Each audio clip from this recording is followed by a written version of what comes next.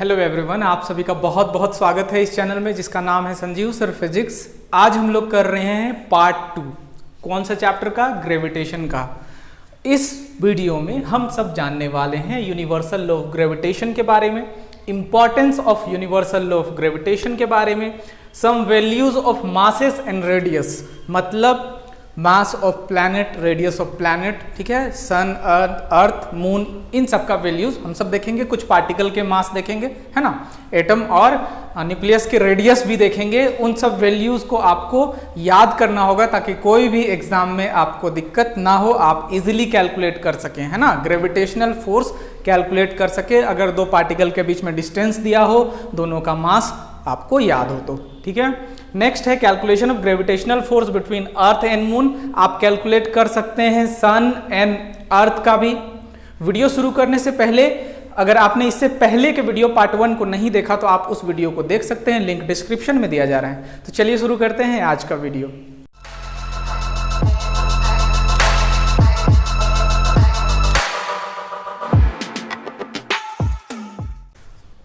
सबसे पहले हम सब बात करेंगे यूनिवर्सल लॉ ऑफ ग्रेविटेशन के बारे में। Universal law of gravitation Newton ने दिया था, ठीक है, सर आइजैक न्यूटन उनका पूरा नाम था। तो यूनिवर्सल लॉ ऑफ ग्रेविटेशन क्या है ये समझना है। यूनिवर्सल लॉ ऑफ ग्रेविटेशन कहता है कि इस यूनिवर्स में कोई भी दो ऑब्जेक्ट एक दूसरे को अट्रैक्टिव फोर्स से खींचते हैं, ठीक है, एक दूसरे पर फोर्स लगाते हैं। वो फोर्स कैसा है? अट्रैक्टिव है।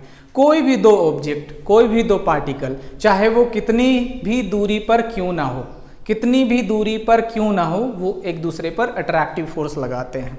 तो इसका कुछ स्टेटमेंट है। ये जो लॉ है यूनिवर्सल लॉ कहा जाता है क्योंकि ये हर एक पार्टिकल, हर एक ऑब्जेक्ट के लिए लागू होता है। इस यूनिवर्स के हर एक पार्टिकल और हर एक ऑब्जेक्ट के लिए लागू होता है, चाहे वो कितनी भी दूरी पर हो, उसका शेप, साइज कुछ भी हो। बस कंडीशन ये है कि उसमें मास होना चाहिए। लॉ ऑफ ग्रेविटेशन या यूनिवर्सल लॉ ऑफ ग्रेविटेशन दिया गया था केपलर्स के लॉ से, है ना, केपलर्स के लॉ के मदद से ये लॉ दिया गया था। पिछले वीडियो में हम सब देख चुके हैं केपलर्स लॉ के बारे में। केपलर्स लॉ की मदद से इनवर्स स्क्वायर लॉ भी हम सब देख चुके हैं। तो यूनिवर्सल लॉ ऑफ ग्रेविटेशन हम सब चलते हैं। क्या है यूनिवर्सल लॉ ऑफ ग्रेविटेशन? बहुत ही आसान है इसको समझना क्योंकि इससे पहले वाला वीडियो में आप बहुत कुछ समझ चुके हैं। यूनिवर्सल लॉ ऑफ ग्रेविटेशन, आज का टॉपिक बहुत इजी होने वाला है। ये कहता है कि कोई भी दो ऑब्जेक्ट जिसका अपना मास हो एक दूसरे को अट्रैक्टिव फोर्स से इन्फ्लुएंस करते हैं, ठीक है। अब यहाँ स्फेरिकल बनाने का कोई उद्देश्य नहीं है, कोई मकसद नहीं है। यहाँ स्फेरिकल बनाने का बस एक ही मोटो है कि कैलकुलेशन में बहुत आसानी होती है। कोई भी शेप साइज का ऑब्जेक्ट हो सकता है, सिर्फ स्फेरिकल ही नहीं, क्यूबिकल भी हो सकता है, क्यूबॉइड भी हो सकता है, ठीक है। आगे हम सब देखेंगे क्लास 11th में कि यहाँ ये शेप साइज को कैसे ओमिट किया जाता है। अभी हम सब सिंप्लिसिटी के लिए लेकर चलते हैं स्फेरिकल, कोई भी लेकर चल सकते हैं। इसका मास m1 है, इसका मास m2। ये फोर्स मास की वजह से लगता है, ठीक है। दोनों के बीच में सेंटर से डिस्टेंस है r। तो इसमें इस लॉ के अकॉर्डिंग जो दोनों के बीच में फोर्स होगा, यानी ये इस पर फोर्स लगा रहा होगा और ये इस पर फोर्स लगा रहा होगा, ठीक है ना। दोनों एक दूसरे पर फोर्स लगा रहे होंगे, ये इस पर, ये इस पर, दोनों एक दूसरे को अट्रैक्ट कर रहे होंगे एक फोर्स F से, इक्वल, ठीक है। ये बाद में देखेंगे कि इक्वल एंड अपोजिट भी होता है, ठीक है।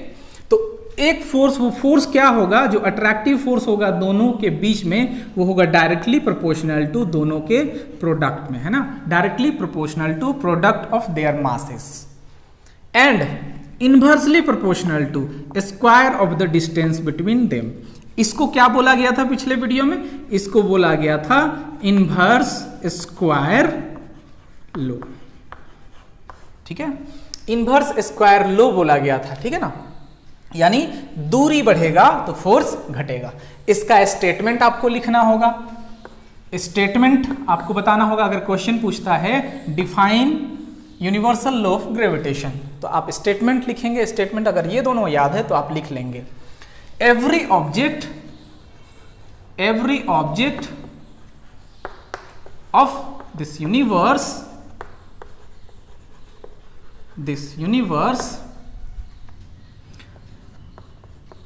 exerted an attractive force to every other object,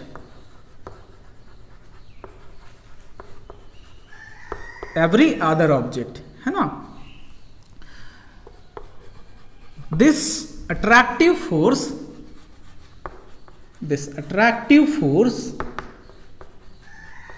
is directly proportional to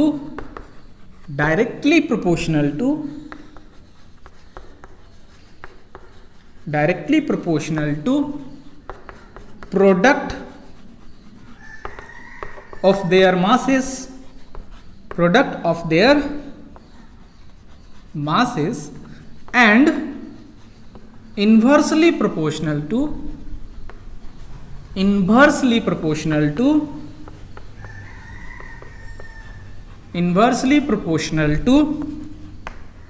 a square of the distance between them,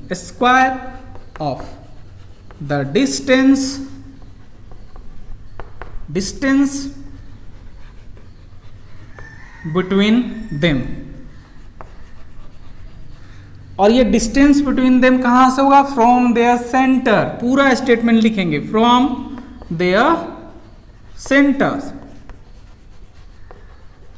दोनों के सेंटर से, है ना. दोनों के सेंटर से जो डिस्टेंस होगा उसके इनवर्सली प्रोपोर्शनल होगा, स्क्वायर के इनवर्सली.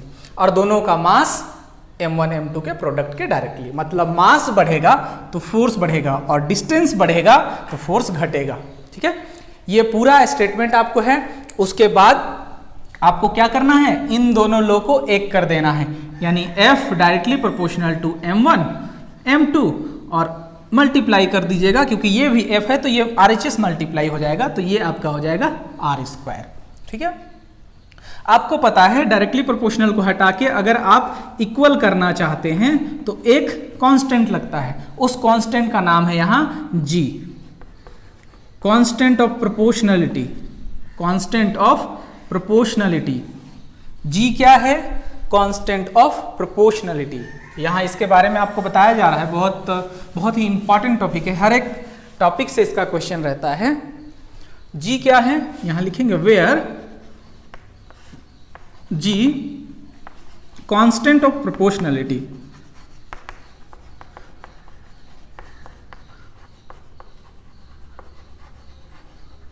ठीक है, कांस्टेंट ऑफ प्रोपोर्शनलिटी. इसी को बोलते हैं यूनिवर्सल ग्रेविटेशनल कांस्टेंट. ठीक है, ग्रेविटेशनल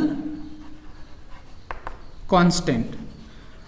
यूनिवर्सल इसलिए कि ये वैल्यू जो है, इसका जो वैल्यू है वो कहीं नहीं बदलता. दो ऑब्जेक्ट के बीच में सॉलिड हो, लिक्विड हो, गैस हो, वो कांस्टेंट रहता है. ठीक है, दो ऑब्जेक्ट कितनी भी दूरी पर हो, वैल्यू कितना है? 6.67 इंटू 10⁻⁻11 न्यूटन मीटर स्क्वायर पर केजी स्क्वायर. ये कैलकुलेट करेंगे कैसे आया. ठीक है, इसी से आ जाएगा. यहां से आप अगर g लिखना चाहें तो g को क्या लिख सकते थे?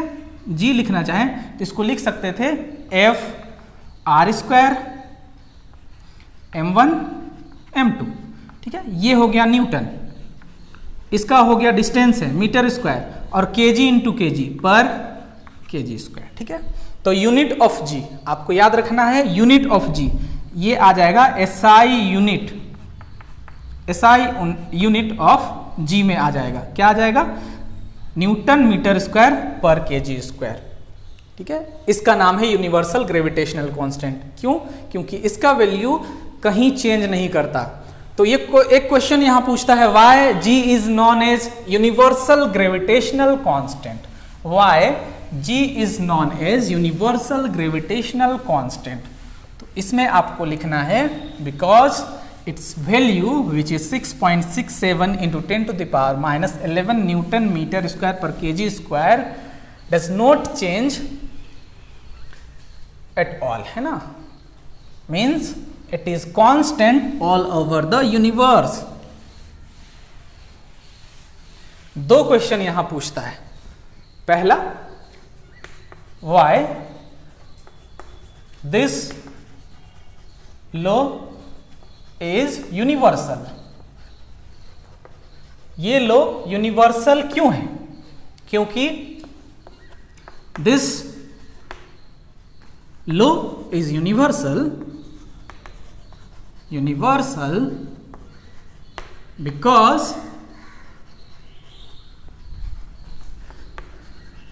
this is valid all over the universe, universe के हर छोर पर वैलिड है। अभी सिर्फ ब्लैक होल छोड़ के, है ना, क्योंकि ब्लैक होल में कुछ अलग है, ब्लैक होल पर अभी डिस्कस नहीं करेंगे। This law is universal because this is valid all over the universe and acts between any two object,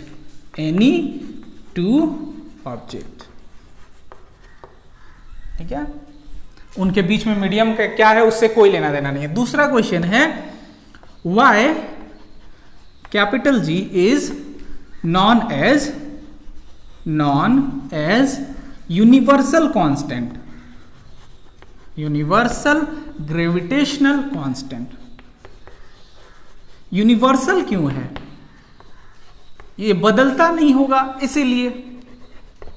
तो यहां आपको लिखना है because value of G 6.67 into 10⁻⁻11 newton metre square पर kg square is constant for any two object, है ना, जिनके बीच में फोर्स लगेगा, any two objects, है ना। its value is independent on the medium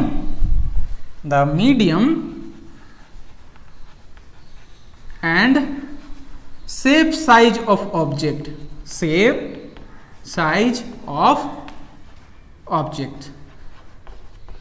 दो ऑब्जेक्ट के बीच के मीडियम और दो ऑब्जेक्ट के शेप साइज पर डिपेंड भी नहीं करता, ठीक है, और थ्रू आउट कॉन्स्टेंट होता है पूरे यूनिवर्स में ये वैल्यू, इसीलिए इसको यूनिवर्सल ग्रेविटेशनल कहते हैं। यूनिवर्सल मतलब valid all over the universe, ये आपका क्लासिकल फिजिक्स में आता है, ठीक है ना। आपको क्लासिकल फिजिक्स मतलब पुराना वाला 1900 से पहले वाला फिजिक्स। मॉडर्न फिजिक्स में रिलेटिविटी आता है, मतलब जहां पर ग्रेविटेशन खत्म होता है वहां पर आइंस्टाइन का रिलेटिविटी शुरू होता है। वो हम सब बाद में देखेंगे, वो आपको बाद में पढ़ना है, पर ध्यान में इस बात को रखना है, जहां पर यूनिवर्सल लॉ ऑफ ग्रेविटेशन या न्यूटन का जहां पर ग्रेविटेशन खत्म होता है वहां पर शुरू होता है आइंस्टाइन का रिलेटिविटी। वो अपने तरीके से ग्रेविटेशन को समझाते हैं, ठीक है। ये लॉ दिया गया था न्यूटन के द्वारा। Universal law of gravitation was given by Newton, इसको भी आपको याद रखना चाहिए। Universal law of gravitation was given by, पहले से आपको बताया जा रहा है, पर रिटन में भी आप इसको लिख सकते हैं। Universal law of gravitation was given by Newton, ठीक है। न्यूटन यहां नाम लिखा जा रहा है तो कैपिटल से लिखेंगे, अगर फोर्स का यूनिट लिखते तो स्मॉल से लिखते, ठीक है। सो ये कुछ इंपॉर्टेंट क्वेश्चन आपको बताया गया, यूनिट भी बता दिया। जी का यूनिट क्या है? जी का यूनिट है न्यूटन मीटर स्क्वायर पर केजी स्क्वायर, ऐसा यूनिट है। अब हम सब क्या देखेंगे? अब हम सब देखेंगे importance of universal law of gravitation. Importance क्या है इस लॉ का?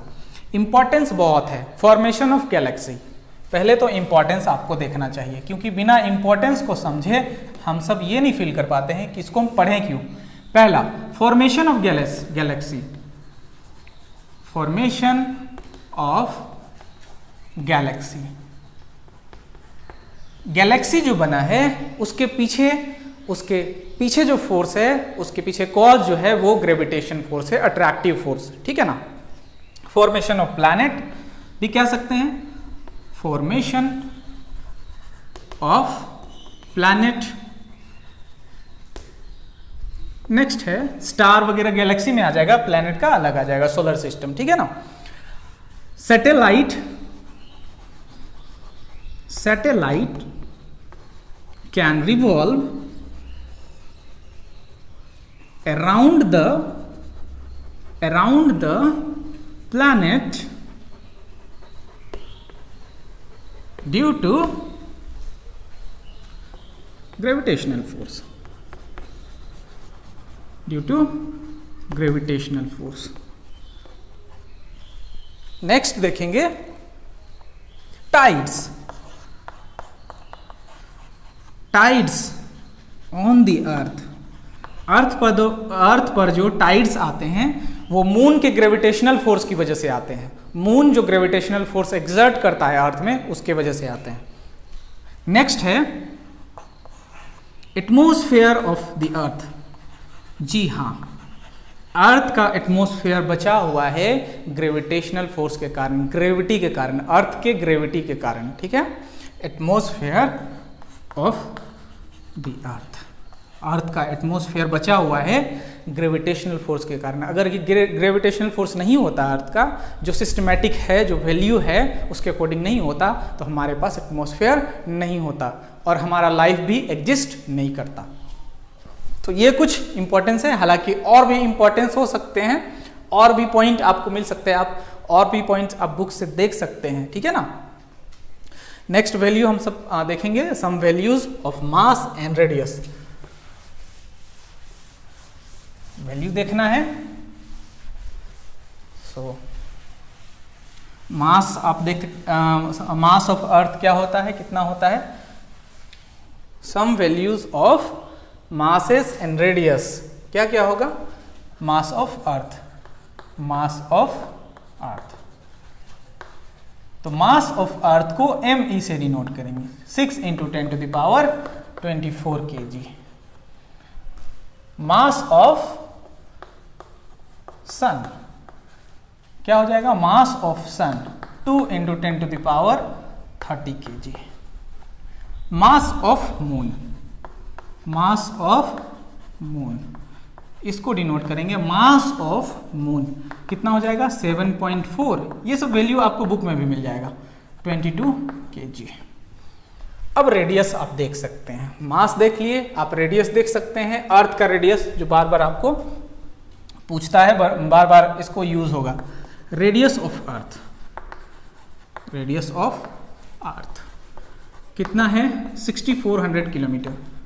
तो इसको मीटर में आपको याद करना चाहिए, यानी 6.4 × 10⁻6 मीटर, 1000 से मल्टीप्लाई करके ये हो जाएगा रेडियस ऑफ मून।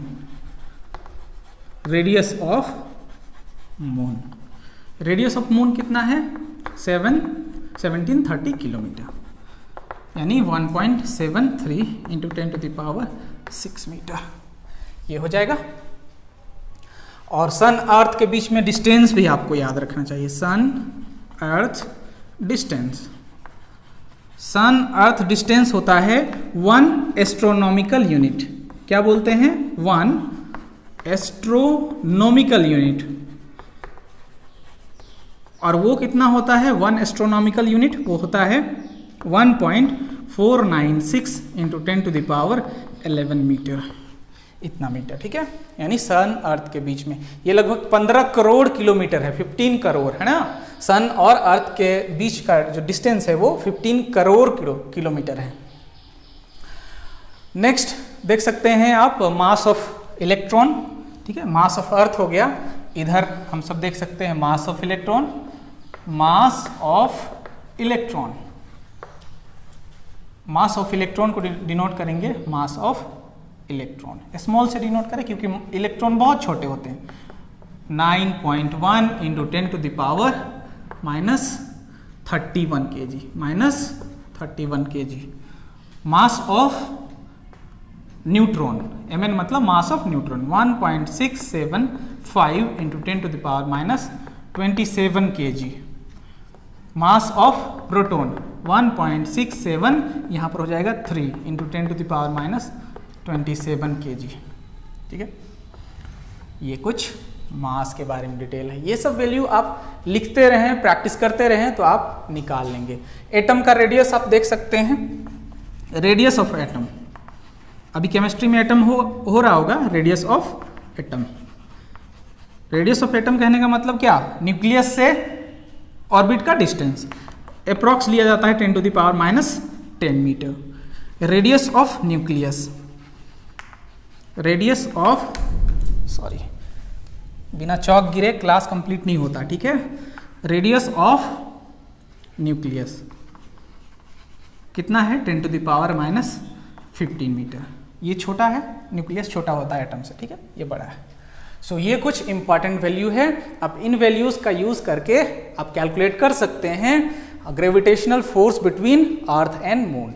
आप अपने दोस्तों के बीच में भी आप इस फोर्स को कैलकुलेट कर सकते हैं। अपने दो दोस्त अगर 1 मीटर की दूरी पर हैं तो दोनों के बीच में कितना फोर्स, तो दोनों का मास मालूम होना चाहिए, ठीक है, जिसको आप वेट बोलते हैं।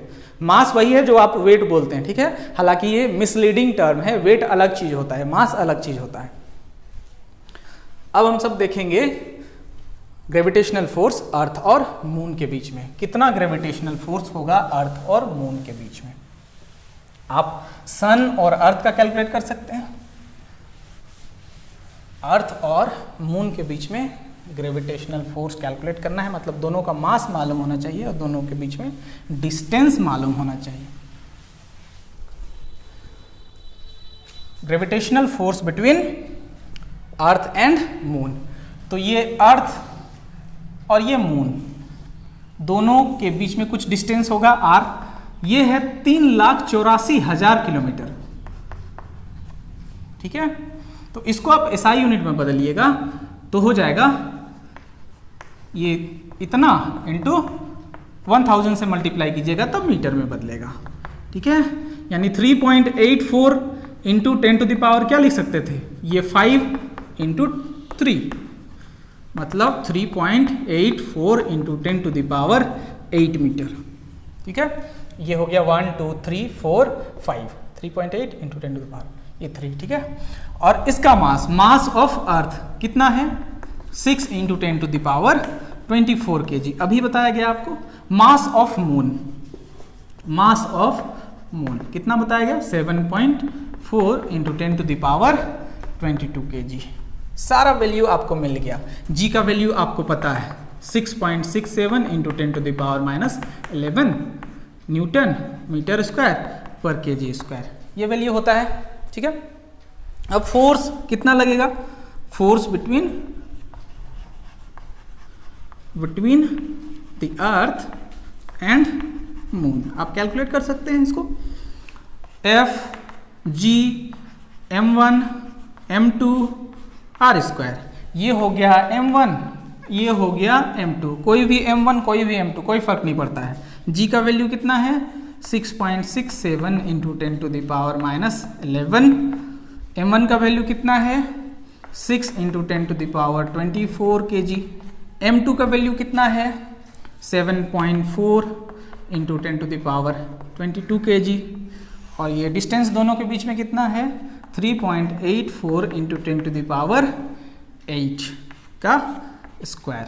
इसको आप सॉल्व करें, इसको सॉल्व करने पर आपको वैल्यू मिलेगा, लगभग इसका वैल्यू मिल जाता है, लगभग अप्रॉक्स में है ना, अप्रॉक्स में इसका वैल्यू मिल जाता है 2 into 10 to the power 22 Newton.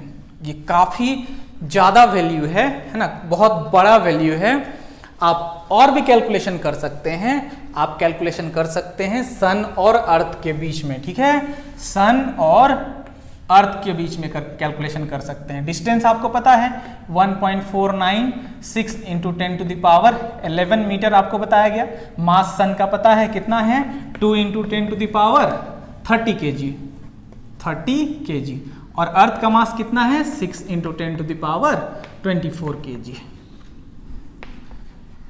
आप दोनों के लिए कैलकुलेट कर सकते हैं, जी का वैल्यू आपको याद है, ठीक है। आई होप कि ये वीडियो आपको पसंद आया होगा। आप इस चैनल को सब्सक्राइब कर सकते हैं, इस वीडियो को लाइक कर सकते हैं और अपने दोस्तों के बीच शेयर कर सकते हैं। Thank you so much for watching this video.